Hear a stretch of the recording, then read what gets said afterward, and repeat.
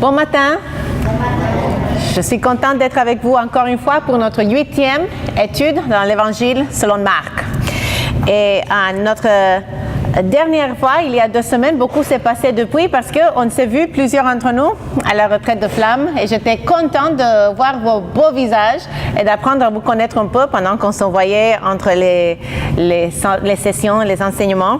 Et j'espère que celles qui n'ont pas pu assister cette année puissent aller l'année prochaine. Et j'ai eu le privilège de donner un atelier sur est-ce que Dieu est démodé. Et si ça vous tente, ça c'est filmé aussi et c'est sur mon chaîne YouTube si vous voulez le voir. Donc la fois passée, nous avons passé du temps en Marc 8, verset 22 à Marc 9, verset 1. Et on avait dit que c'est le tournant de l'Évangile selon Marc. Dans ce passage, Pierre déclare que Jésus est le Messie. Et Jésus est content qu'il ait reconnu ceci, mais par la guérison d'un aveugle dans ce même récit, nous voyons que la guérison est une illustration de l'aveuglement des disciples, que leur compréhension est incomplète quant à l'identité de Jésus. Parce qu'ils comprennent que Jésus est bien le Messie, mais ils ne comprennent pas encore qu'est-ce que signifie être le Messie. Ils croient que le Messie devrait être un roi militaire triomphant qui va les libérer de l'oppression des Romains. Dans l'esprit de leur héros, le roi David. À partir de ce moment, le chapitre 8 à 10, nous voit que Marc nous montre comment Jésus et ses disciples se dirigent vers Jérusalem.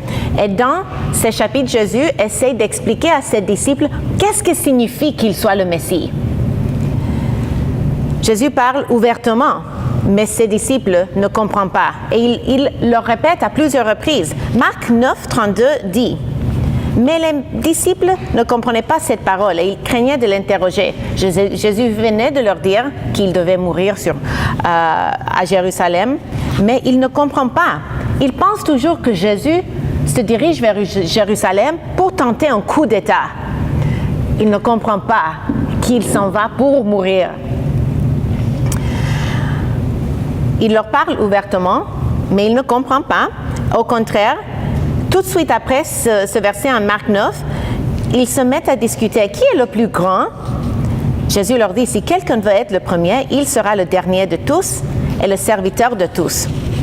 Ce récit en Marc 9 est en parallèle avec le récit que nous allons étudier ce matin. J'ai intitulé ce message « Jésus, le leader, serviteur par excellence ». Quand nous étions au Sénégal, il y a eu une conférence de pasteurs. Et ils étaient en train de souper quand un pasteur est arrivé en retard. Et puis, il a vu que là où étaient les assiettes, il ne restait plus d'assiettes en verre. Et il a dit, moi, je ne mange pas sur une assiette en plastique. Il était fâché et il a insisté qu'on lui amène une assiette en verre. Donc, un ami, un collègue de Dan, pasteur Hyacinthe, il s'est levé, il est allé laver son assiette et il a ramené son assiette pour que ce pasteur, ce fier homme, puisse manger son repas sur une assiette en verre. Quel pasteur a suivi l'exemple de notre Seigneur dans ce récit, dans cette histoire? Lisons le verset 35 à 37 de Marc, chapitre 10. Les fils de Zébédée, Jacques et Jean, s'approchèrent de Jésus et lui dirent « Maître, nous voudrions que tu fasses pour nous ce que nous te demanderons. » Il leur dit « Que voulez-vous que je fasse pour vous ?»« Accorde-nous, lui dirent-ils, d'être assis l'un à ta droite et l'autre à ta gauche quand tu seras dans ta gloire. » Waouh! C'est osé ce qu'ils disent à Jésus.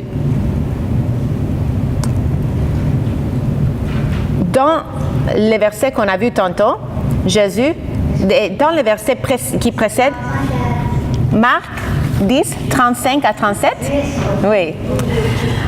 Et dans les versets qui précèdent notre passage, Marc 10, 33 à 34, Jésus leur avertit encore une fois de sa mort imminente. Il dit, voici, nous montons à Jérusalem et le Fils de l'homme sera livré aux principaux sacrificateurs et aux scribes.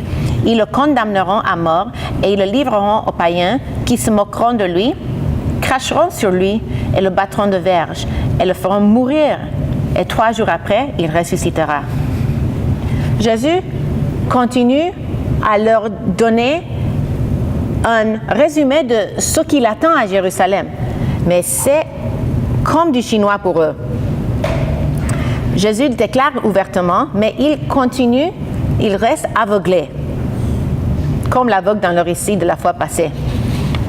Leur manque de compréhension est derrière cette requête des 2 frères, parce que si Jacques et Jean avaient compris ce que Jésus allait faire à Jérusalem, ils n'auraient jamais demandé de l'accompagner. Parce que qui était à la droite et à la gauche de Jésus quand il est mort?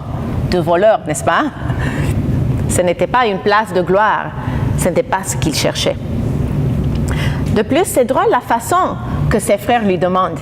Ils disent, « Nous voulons que tu fasses pour nous ce que nous te demanderons. » Ça me rappelle que des fois, quand je veux que Dan me rende un petit service, je lui dis, « J'ai une énorme faveur à te demander. » Et il dit, « Qu'est-ce que c'est? » Et puis, je lui dis la faveur que je veux, que c'est quelque chose de banal, et il le fait sans problème. Il le ferait même si c'était une énorme faveur.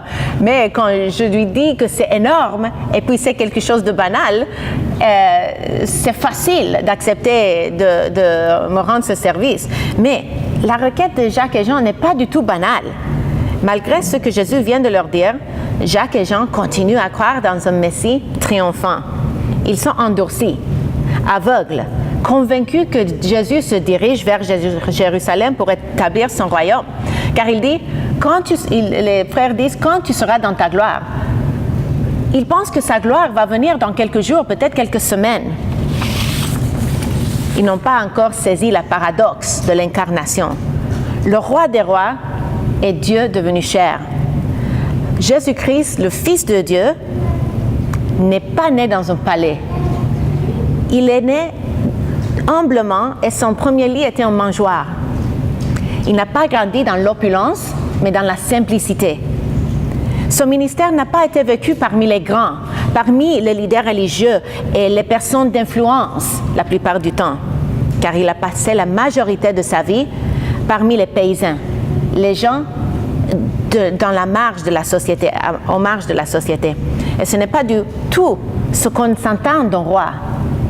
Dans l'établissement de son royaume, nous voyons ce même principe paradoxal, car la gloire ne viendra que après une croix romaine.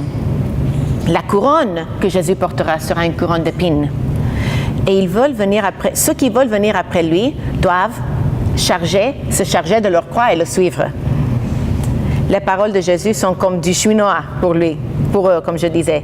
Et les 2 frères pensent à la gloire à venir telle qu'ils l'ont imaginée. Ils ne veulent pas n'importe quelle position dans cette gloire à venir. Ils veulent être numéro 1 et numéro 2. Ils font ces requêtes en premier parce qu'ils veulent se dévancer avant qu'un des autres disciples fasse la même requête. Ils sont ambitieux dans le pire sens du mot. Voici la réponse de Jésus à leur requête déraisonnable. Verset 38. Jésus leur répondit, « Vous ne savez ce que vous demandez. Pouvez-vous boire la coupe que je dois boire ou être baptisé du baptême dont je dois être baptisé? » « Nous le pouvons, dirent-ils. Jésus emploie 2 mots pour décrire la souffrance à laquelle il doit faire face. La première, c'est la coupe. Et c'est un terme qui apparaît à plusieurs reprises dans la Bible. Dans l'Ancien Testament, la coupe représente la colère de Dieu qui est déversée sur les impies comme jugement contre leur rébellion contre le Dieu créateur. Et dans le Nouveau Testament, ça parle spécifiquement du jugement qui va tomber sur Jésus lorsqu'il donnera sa vie sur la croix pour nous. Quand il portera nos péchés sur lui, il portera tout le jugement du Père. Et dans le jardin de Gethsémane, il demande au Père que si c'est possible, qu'il puisse lui enlever cette coupe du jugement de Dieu. Le deuxième, il dit, baptisé du baptême, donc je dois être baptisé. Jean-Baptiste parlait de ce baptême en Matthieu 3, verset 11, qui dit « Moi, je vous baptise d'eau pour vous amener à la repentance, Mais celui qui vient après moi est plus puissant que moi, et je ne suis pas digne de porter ses souliers. Lui, il vous baptisera du Saint-Esprit et de feu. Quelques gens croient que Jean-Baptiste parle d'un seul baptême et il le décrit par ces deux mots, le Saint-Esprit et le feu. Mais beaucoup de commentateurs pensent plutôt qu'il parle de deux baptêmes spécifiques et différents. Le premier, c'est le baptême du croyant. Au moment de la conversion, nous sommes scellés par le Saint-Esprit. Le deuxième baptême, c'est le baptême du feu qui est réservé pour ceux qui rejettent l'évangile du royaume. Et ceci arrivera au jour du grand jugement à la fin. Donc le feu représente la colère de Dieu, comme la coupe représente la colère de Dieu. Et ces deux termes, en langage poétique, pointent vers ce que Jésus va subir pour les pécheurs à la croix. Verset 38 continue, et Jésus leur répondit, « Il est vrai que vous boirez la coupe que je dois boire et que vous serez baptisés du baptême dont je dois être baptisé. » Jésus leur dit qu'ils ont bel et bien raison, qu'ils vont expérimenter cette coupe. Et l'histoire de l'Église primitive le confirme. En Acte 12, verset 2, nous voyons que Jacques a été le premier apôtre à donner sa vie pour Christ. Et Jean fut le dernier apôtre à mourir. Il a été exilé sur Patmos, une île, à cause de sa foi, et il a fini ses jours à Éphèse. Il est mort de cause naturelle, mais je me demande, est-ce qu'il n'a pas souffert plus que Jacques? Parce que Jacques a eu le privilège de mourir tôt et d'être amené auprès du Seigneur. Mais Jean a dû souffrir et être séparé de son Seigneur qu'il a tant aimé pendant beaucoup de temps avant de finalement aller auprès du Seigneur. Verset 40 dit, « Mais pour ce qui est d'être assis à ma droite ou à ma gauche, cela ne dépend pas de moi et ne sera donné qu'à ceux à qui cela est réservé. » Après avoir averti les deux frères du coût à payer pour être à la droite et à la gauche de Jésus dans son règne, Jésus leur donne deux réponses à leur requête. La première, c'est que Jésus dit que cela ne dépend pas de lui. De qui est-ce que cela dépend alors? Ça dépend du Père, n'est-ce pas? Dans sa réponse, nous voyons une doctrine très importante qui est la doctrine de la Trinité. Et dans la Trinité, nous voyons que le Père envoie le Fils et que le Fils se soumet au Père en toutes choses. Dans l'incarnation, Jésus s'est humilié et il s'est soumis à la volonté de son Père, mais sa soumission ne s'est pas arrêtée qu'à l'incarnation, parce que dans ce passage, Jésus dit que même dans le royaume à venir, c'est le Père qui décidera qui sera à sa droite et à sa gauche. La deuxième chose que Jésus dit, c'est que de s'asseoir à sa droite ou à sa gauche ne sera donné que à ceux à qui cela est réservé. Est-ce que nous savons à qui cela est réservé? Matthieu 19, 28 nous donne la réponse. Jésus leur répondit, « Je vous le dis en vérité, quand le Fils de l'homme, au renouvellement de toutes choses, sera assis sur le trône de sa gloire, vous qui m'avez suivi, vous serez de même assis sur 12 trônes, et vous jugerez les 12 tribus d'Israël. Les 12 seront au même pied d'égalité. Les deux frères ambitieux seront exaltés, mais pas au-dessus des autres 10 apôtres. » Quelle déception pour eux. Voyons maintenant la réaction des autres disciples. Verset 41. Les 10, ayant entendu cela, commencèrent à s'indigner contre Jacques et Jean. Est-ce qu'ils s'indignent parce qu'ils trouvent cette requête déraisonnable et reprochable? Pas du tout. Parce qu'en Marc 9, 33 à 35, tous les 12 apôtres cherchent la prééminence. C'est verset 10. Ils arrivèrent à Capernaum. Lorsqu'il fut dans la maison, Jésus leur demanda, « De quoi discutiez-vous en chemin ?» Mais ils gardèrent le silence, car en chemin, ils avaient discuté entre eux pour savoir qui était le plus grand.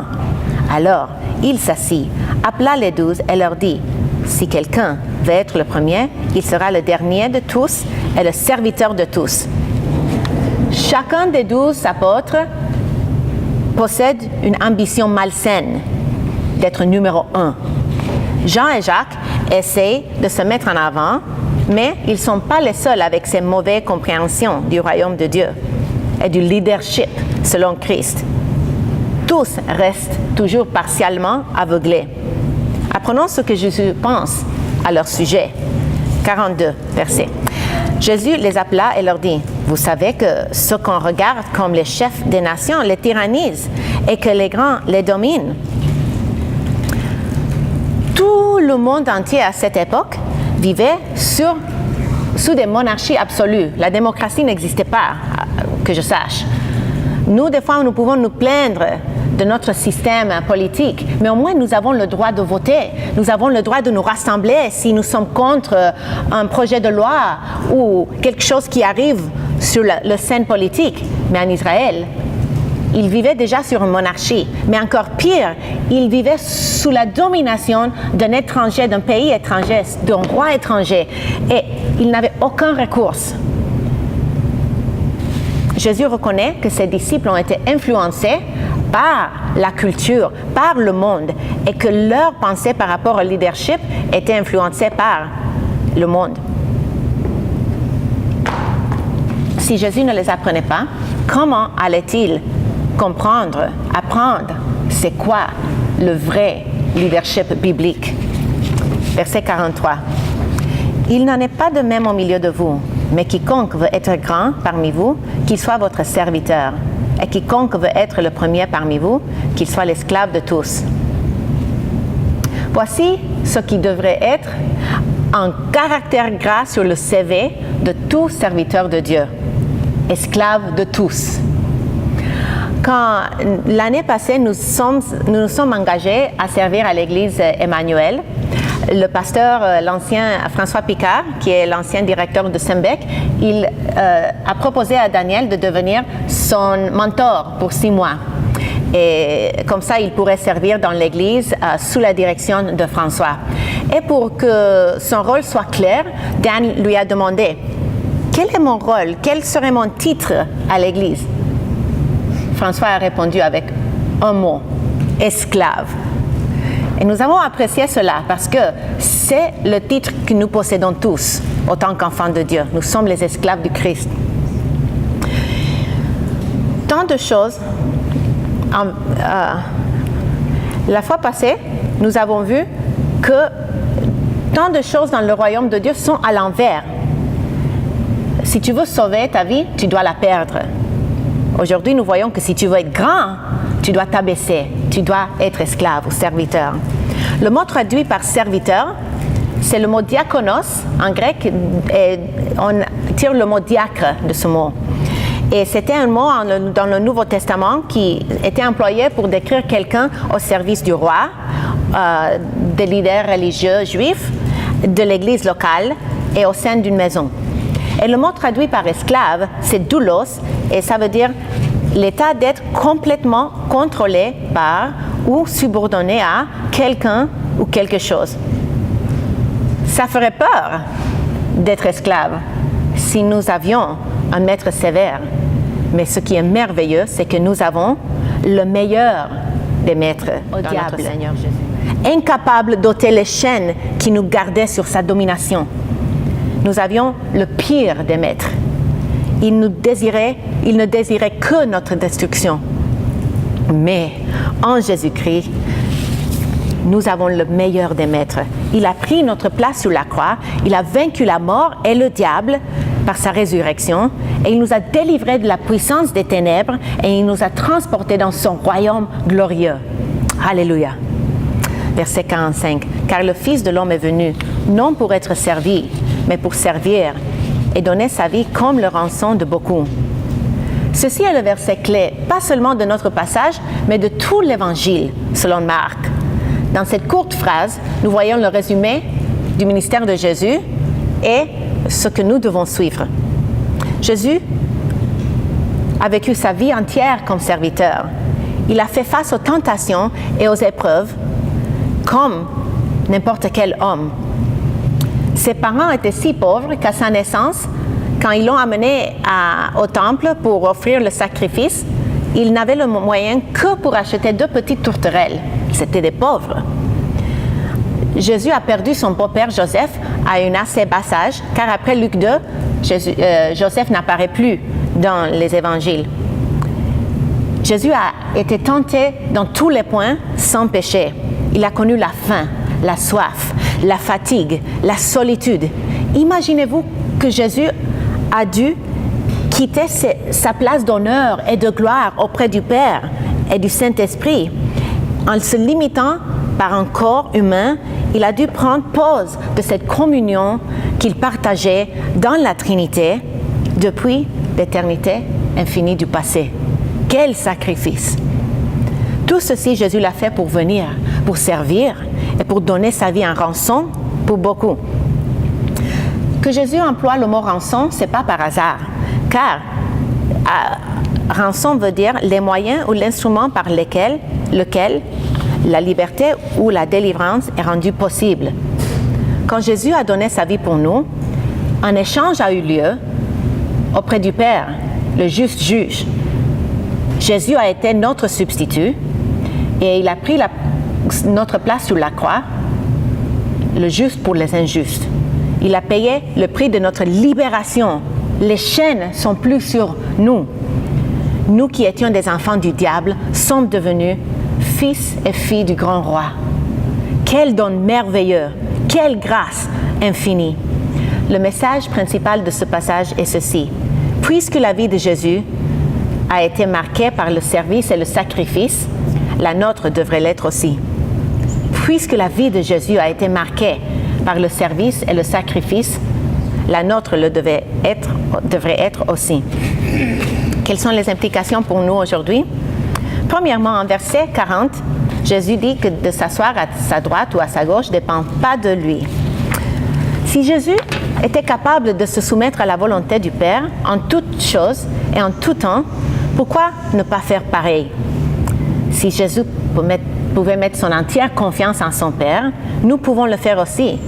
Quand nous regardons vers un avenir incertain, quand nous passons par des épreuves, quand nous prions pour nos maris inconvertis, nos enfants inconvertis, nos parents inconvertis, nos amis inconvertis, nous pouvons lui remettre ses fardeaux. Quand nous cherchons de l'emploi, quand nous cherchons la solution aux problèmes au travail, quand nous sommes séparés de la famille ou nous avons mal du pays, nous pouvons nous confier en Jésus et dire avec lui, cela ne dépend pas de moi. Prions la prière que Jésus a appris à ses disciples à prier. Notre Père qui est au ciel, que ton nom soit sanctifié, que ton règne vienne et que ta volonté soit faite sur la terre comme elle est aux cieux. Deuxièmement, Jacques et Jean cherchaient la première place dans le royaume. Et nous, est-ce que nous sommes animés par la recherche de notre propre gloire? Autant qu'enseignant de la parole de Dieu, je dois toujours remettre mes ambitions au Seigneur. Quand je sers, j'enseigne, j'écris, quand on me filme, je le fais pour la gloire de Dieu, pour l'édification de l'Église de Christ. Mais si je fais ceci que pour ma propre gloire, que le Seigneur ferme toute porte devant moi. Et peut-être ce piège est plus subtil dans vos vies. Mais si vous faites des bonnes œuvres pour la louange des hommes, nous avons déjà la récompense. Si on assiste à l'église ou si on assiste à l'étude biblique des femmes pour qu'on puisse accumuler des points, de bons points, pour que le Seigneur nous aime de plus, pour que le Seigneur nous pardonne, pour que le Seigneur exauce une prière en particulier, pour que le Seigneur nous sauve, il faut que nous nous souvenions que nous ne pouvons rien faire pour que le Seigneur nous accepte ou qu'il nous aime. Car oui, Jésus a dit qu'il bénit ceux qui sont fidèles à lui. Mais cela parle de la communion, de l'intimité qu'on trouve quand on le cherche. Mais nous ne pouvons rien faire pour ajouter à l'œuvre accomplie sur la croix par le Christ. Jésus a déjà tout payé. Troisièmement, sommes-nous prêts à devenir esclaves pour Christ, à renoncer à nos propres droits, à nous humilier comme Christ, Aurions-nous fait comme Pasteur Hyacinthe dans l'histoire que j'ai racontée tantôt? Il a fait quelque chose pour quelqu'un qui se croyait trop important pour manger sur une assiette en plastique. Est-ce que des fois c'est plus facile de servir ceux qui sont reconnaissants, mais pas ceux qui sont ingrats? Quand il y a un besoin dans l'église et il demande qu'on prépare un repas pour une famille qui passe par une épreuve, j'aime bien faire ça et je prépare un repas et je peux le livrer chez eux parce que je sais qu'ils sont reconnaissants. Mais est-ce qu'à la maison, les enfants sont toujours comme ça? Est-ce que je vais continuer à les servir même quand ils ne disent pas « Maman, c'était délicieux, merci beaucoup ». Nous avons toujours la responsabilité de servir, d'être esclaves, même quand les gens autour de nous ne sont pas reconnaissants. Parce que c'est ce que Jésus a fait. Est-ce que tout le monde était reconnaissant de ce que Jésus a fait pour eux? Pas du tout, n'est-ce pas? Puisque la vie de Jésus a été marquée par le service et le sacrifice, la nôtre devrait l'être aussi. Maintenant, c'est à vous. J'aimerais qu'on puisse discuter ensemble avec les questions.